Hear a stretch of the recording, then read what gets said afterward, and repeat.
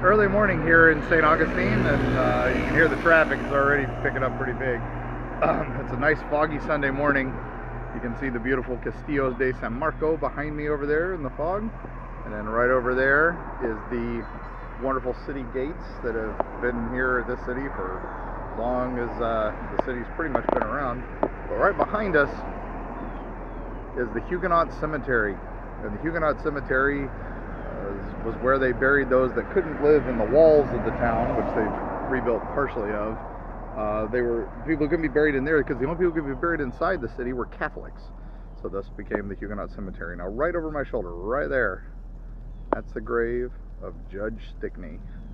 And Judge Stickney has a great story where, well, he was one of the early members of the Florida bar here and was a well-liked judge, but he was a tough judge. Anyway, he passes away. A few years later, his family decides they want him back up in Washington, D.C., where he'd already set up a business or two. So they decide to transfer his body up to Washington, D.C., which is pretty big news back then. So the whole town gathers around for his reinterment. They dig up the body, remarkably preserved, which is a big thing. But what two gentlemen notice is his gold teeth.